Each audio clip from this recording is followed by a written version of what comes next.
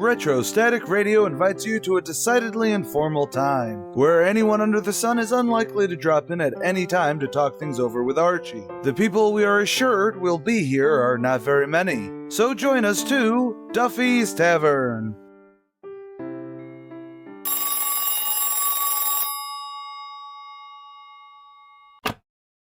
Hello, Duffy's Tavern with elite meat to eat. Today's special's pig's pickled feet. Archie the manager speaking. Duffy ain't here. Oh, hello, Duffy. Hey's Duffy, do you know who we got to come here tonight? Susan Hayward and Frank Buck. Who? Hayward knocks him dead, and Buck brings him back to life. What does Susan Hayward look like? Well, do you remember the first letter Mrs. Duffy ever wrote you? Yeah, before she hugged you.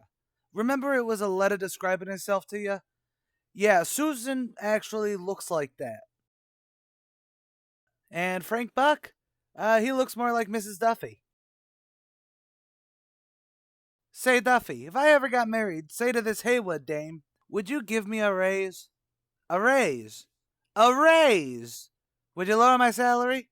Oh, now you can hear me, huh? Look, I make $15 a week. Say with overtime, tips, and bonuses, it comes to 15 and a quarter. How can I support a wife and family with that kind of dough?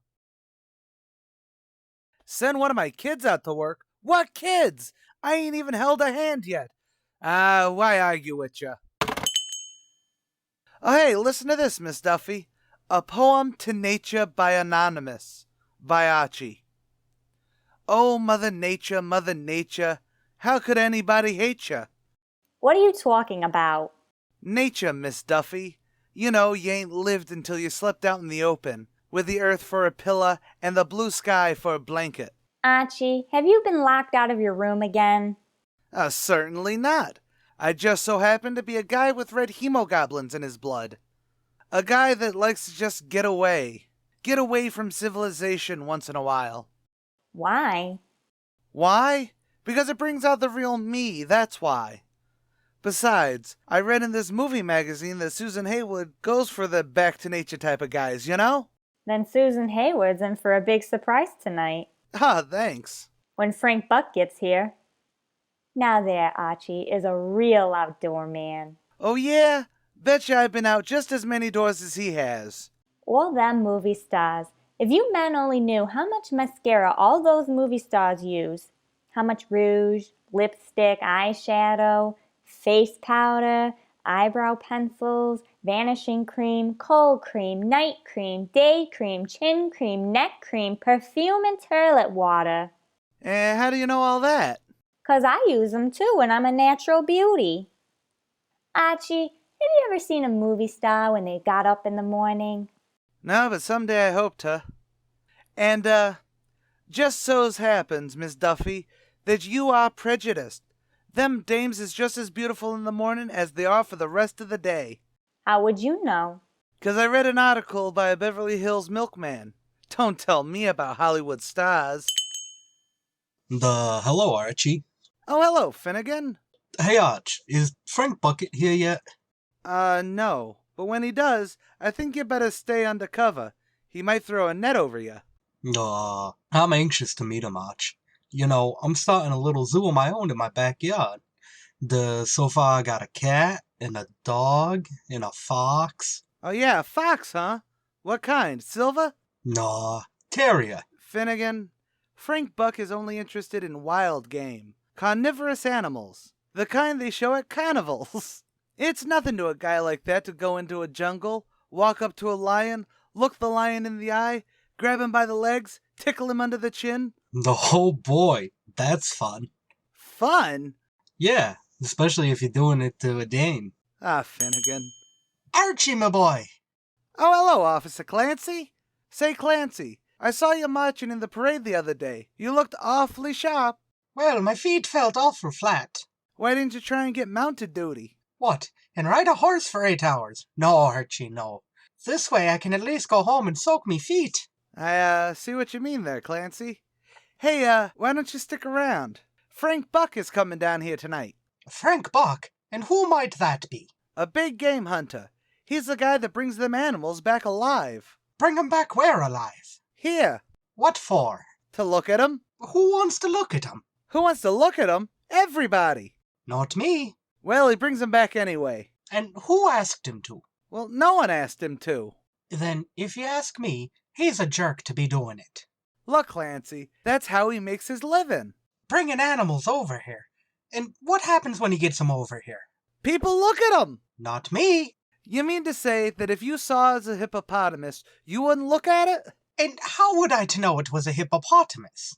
Well, because of the sign that says hippopotamus. If I could spell a word like hippopotamus, I'd be out taking the sergeant's exam. Clancy, you ain't nothing but a thick-headed dope. You're no thicker than I am, and that's saying a lot. Okay. Okay. So, what else is new? Well, not a thing. I should be running along now. So long, Archie. So long, Clancy. Always a pleasure catching up with you. Well, well, Mr. Buck, welcome to the interior of Darkest Duffy's. By the way, how do you like the joint? Well, Archie, I've never seen a finer menagerie. Well, I try to be a good manager. So, Mr. Buck, how things in the big game? Pretty good, huh? Well, the orders keep coming in. Orders? What do you mean? That's how I work, Archie. Zoos and circuses tell me what kind of animals they want, and I go out and bring 'em back. You means to say that someone writes you a letter and says, Dear Mr. Buck, please send 12 hyenas, assorted, 6 laughing and 6 crying. Something like that? Well, yeah, it's something like that, Archie. Pardon me, Mr. Buck. Yeah? How much would a tiger cost me? Finnegan, what do you want with a tiger? Arch, in our house, we got very big mice. Well, Finnegan, a tiger would probably cost you about $2,000. Well, that sounds reasonable. What size tiger would I get for that? Oh, a tiger about 10 feet long. And how high? About 4 feet. No good. Couldn't get into the mice holes. Oh, Mr. Buck, have you met Miss Duffy? Miss Duffy, I greet you with the words of the African Mambas tribe. Epimakam Mamo Buli. Likewise, I'm sure. Mr. Buck, I'd like to ask you a question. Why, sure. Did you ever capture an animal known as the Persian dyed muskrat? A Persian dyed muskrat? Never heard of 'em. I knew it. That Vera Fogarty, trying to tell me her fur coat is genuine while mine ain't. Well, what kind of a coat is yours? South American wild plush.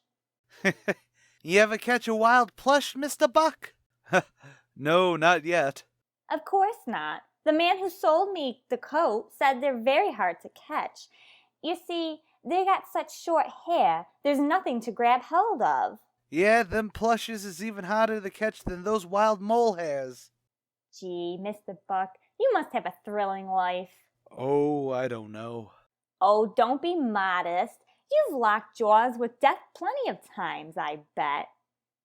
I bet you don't think no more of struggling with a lion than I do with a fella. What was your most thrilling experience? Well, there was a wild tapir that was tough. A wild what? A wild tapir. A beast I considered fairly harmless. I found him with a badly cut back, so I tried to put some ointment on the wound. Suddenly, the tapir whirled, charged me, burying his head in my stomach, knocked me flat on my back. I realized the danger and yelled for my indigenous guide. Fortunately, he came running in the nick of time. Boy, that was a close call. Imagine Vera Fogarty saying hers was a genuine Persian dyed muskrat. Oh, what was you saying about the tapir, Mr. Buck? Ah, Miss Duffy. Hey, Arch. Look who just came in. That tomato from Hollywood. Finnegan, please. Tomato. In Hollywood, they're known as tomatoes. Mr. Buck, why don't you go over to your table and tell Miss Duffy the rest of that story about the tapir? Oh, yes. It was so interesting. I'll never go to another zoo without thinking of you. Yeah, we'll get to you in a minute. You go talk to Miss Duffy and see if those rats are big enough for you. Say, Arch, why'd you brush off Mr. Buck? How many big game hunters do you think Miss Hayward wants to meet today? Good evening, Miss Hayward. Hello, Archie. Miss Hayward, allow me to greet you in the words of the African Salami tribe. Appellation Okra Gumbo. Timbuktu. You're welcome.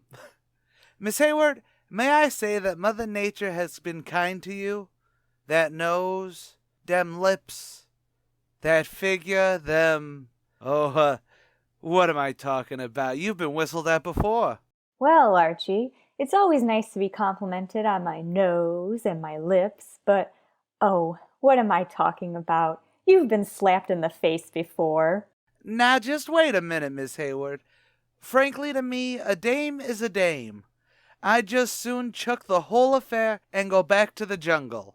The jungle? Yep. You see, I'm only in the States for temporarily. I'm recovering from the bite of a, tipsy fly. You mean a tsetse fly? But doesn't that give you sleeping sickness? Sleeping sickness? Don't you think my eyes open no wider than this? It's okay, though. It's all part of my life. The life of a big game hunter. See this mark here on my arm? Mm-hmm. What's that from? Cobra, last October. One of them African savage beasts. Archie, cobras are snakes. You bet they are. You can't trust not one of them. But that's the law of the jungle. Either perish or die. By the way, did I tell you the most thrilling experience I've ever had? Well, no, but I'm sure you're going to. Well, if you insist. Well, sir, anyways, I was trying to put some ointment on the back of a wild, tapeworm. Archie, don't you mean a tapir? That's the male. Anyways, this female, this tapeworm, leaps on me, you see, and before I know it, she's frothing at the mouth with a face full of fangs. So quickly, I grab it by one of its nostrils, which forces it to open its mouth. Then I feint with my left and uppercut with my right, knocking all of her teeth out. Boy, that was a close call. And you were safe? No, there was still the danger of being gummed to death. Archie, that is a very old joke. Excuse me, this happened in 1922. Well, to go on, I faced this tapeworm and raised my free hand. What's the other hand doing? I forgot to mention the tiger. So there I am, being attacked by a man-eating Ubangese tiger, see? Their mouths is watering. They're just about to eat me alive, you see, when all of a sudden... Excuse me, Archie. Mr. Buck, did you have to come in here and spoil our dinner? Oh, it was like that before I came over. Miss Hayward, this is Frank Buck. How do you do? Archie was just telling me about all of his experiences in the jungle. Oh, yes? Archie, why don't you go to the jungle sometime? I've been to the jungle, thank you very much. Oh, yeah? Which jungle? A certain jungle. The Jingle Jangle jungle. And stop trying to make a fool out of me, Mr. Buck, or else it's liable that Miss Hayward here will find out that one of us is a phony. Right, Susan? Oh, quiet, Archie. Mr. Buck, you must lead an exciting life. What was your most thrilling experience? Well, there was this wild tapir, a beast I considered fairly harmless. Cue the commercial!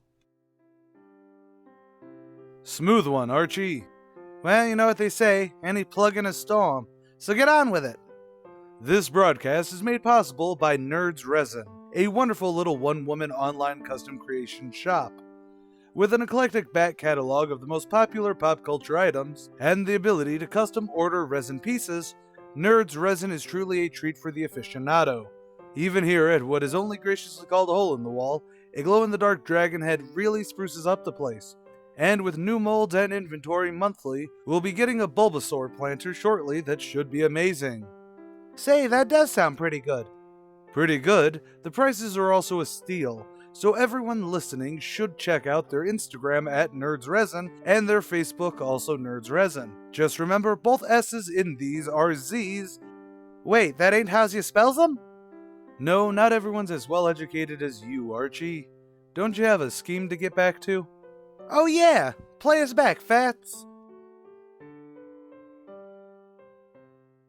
Okay, Finnegan, you all set? Just remember, you gotta come in crawling on your hands and knees. I gotta convince this dame. Oh, Miss Hayward. Yes, Archie. There seems to be some opinion going around here that I am a phony. I wish to remove that doubt. Well, were you? Miss Hayward, the proof. See that creature there? The one on his hands and knees, with the bone through his hog nose? Just brought him back from the jungle of, Tungalea. Here, Hambo.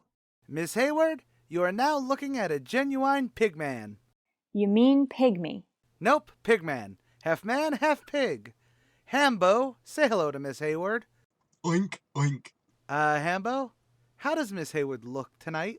Oink, K. Oink, huh? Pigman, let me ask you this. Did you ever see Frank Buck in the jungle? Noink, Did you ever see me there? yoink. See, Miss Hayward? Was I lying to you or what? Now just wait a minute, Archie. What is this creature? An African pigman, Mr. Buck. Half man, half pig. I don't believe it. What? He's half man. Nah, you don't, huh? Archie, why don't you quit this Africa nonsense? You know you were never there. Mr. Buck, do I look to you like a liar? I said, do I look to you like a liar? I'll prove it to you. Ahem. Pigman, tell the white goddess to come in. The veiled white goddess. I rescued her from the swamis down during the last safari. Oh, there she is now. Miss Goddess, this is Mr. Buck and Miss Hayward. Charmed, I'm sure. Yeah. Goddess, tell my friends here about yourself. At age of 3, my parents broke law of jungle. I was left orphan. What kind of jungle law did your parents break, oh goddess? They poisoned Cannibal. Oh, how? Cannibal ate them. So I was brought up by a couple of baboons. And she ain't kidding. Now you shut your trap, Archie. Why, Archie? She talks like a city girl. Yeah, of course she does. She comes from, one of the greatest cities in the jungle. Yes, I am from Chikongo. There, you see now? Now just wait. Goddess, what is the chant of your jungle? Chant? There's a chant? Is a chant what I think it is? You bet. It's a song. Oh boy, you asked for it. Okay, Goddess, let 'em have it. Languada clang, hear the chant of the jungle. Shortly after this, I left Africa. Melody native, hear the chant of the jungle. No wonder that Tarzan is always screaming. Orangutans warm at night in lovers' arms. I never would have brought her back alive. Chicken dance while the chant of the jungle is calling to me. So what do you say, Miss Hayward? Are you convinced? Oh, yes, I am, Archie. I'm convinced I finally met someone I can be interested in. Oh, Miss Hayward, Susan, that's wonderful. Should we go out now and, make some arrangements? Oh, I didn't mean you, Archie. Oh, please, don't tell me it's Frank Buck. No, it's Hambo. Yoink.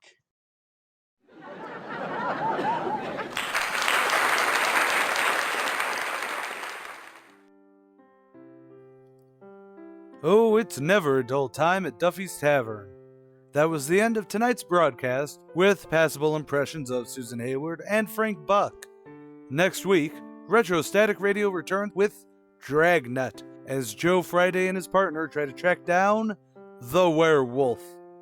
If you enjoy the broadcasts of Retro Static Radio, please become a patron at patreon.com, which includes tiers including our very special behind-the-scenes podcast, upcoming table reads, live hangouts on Discord, even picking an episode for our next season and voting for our hiatus specials.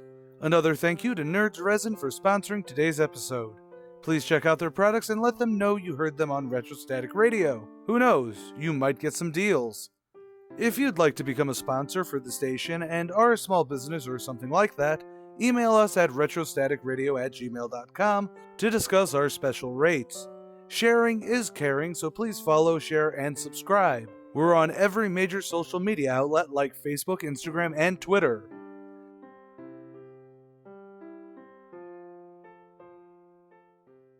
This has been Retrostatic Radio, and this concludes our broadcast day.